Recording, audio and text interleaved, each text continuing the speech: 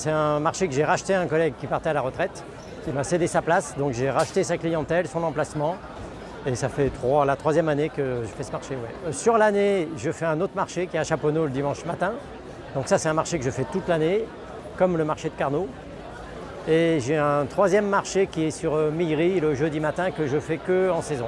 Ça veut dire 2 mois et demi au printemps, du mois de mai à fin juin, et 1 mois pour la saison de tout ça. Et comment on prépare un marché? Déjà, il faut que le marché représente tous les produits de la serre. C'est-à-dire qu'il faut qu'il y ait un échantillon représentatif de tout ce qui peut intéresser les gens. Vu qu'on a une gamme très large, il faut essayer d'amener tout ce que les gens ont envie d'acheter. Ceci dit, il y a 2 contraintes. Une contrainte de météo, c'est-à-dire qu'en hiver, un marché d'hiver où il va faire -2 à 7 h du matin et puis +1, on ne peut pas amener d'orchidées. Même si les gens veulent des orchidées, ce ne sera pas possible. Donc là, on n'amène pas. Après, il y a la contrainte de la saison. Dans la serre, on peut offrir tout type de produits. La plante verte, la plante d'intérieur, la plante de dehors. Sur un marché, c'est plus de la plante de saison. Voilà. Et après, la quantité amenée va dépendre de la place qu'on a sur le banc. C'est-à-dire que le nombre de chariots qu'on prépare, il va dépendre uniquement du nombre de chariots qu'on peut mettre en présentation. Une plante qui n'est pas présentée, elle ne sera pas vendue. Donc, ce n'est pas la peine de l'amener. Sur un marché, on ne va pas amener des gros sujets. On ne va pas amener par exemple un gros olivier dans un pot qui fait 30 kg. Les gens ils sont garés loin, il faut qu'ils amènent ça à bout de bras. C'est pas comme quand ils viennent directement sur l'exploitation et qu'ils ont le parking pour se garer.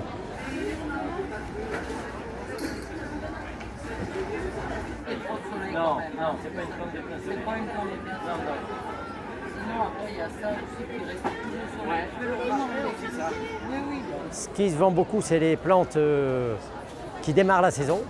C'est-à-dire qu'une saison de printemps, quand arrivent les premiers géraniums, les premières belles fleurs, ça c'est très vendeur, ça se vend bien.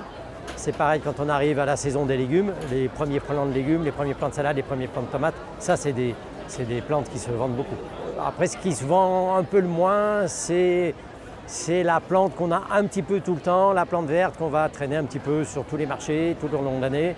Ça on sait qu'il faut qu'on en ait au cas où, mais ce n'est pas la meilleure vente. J'aurais aimé bégonia.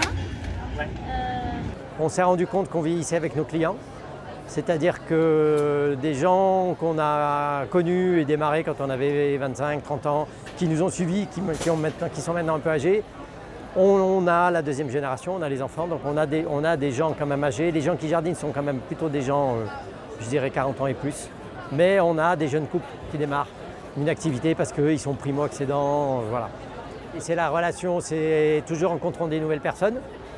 Ça me plaît beaucoup. Alors déjà aussi l'ambiance entre collègues forains, parce qu'on a nos collègues, nos copains, des gens avec qui on travaille toute l'année, on a les mêmes aléas, donc ça crée vraiment des liens. Donc ça c'est très important. Et puis on a toutes les nouvelles têtes. C'est aussi pour nous un moyen de se faire connaître. En dehors des réseaux sociaux, c'est dire on est là, on est présent, on a une exploitation, on existe.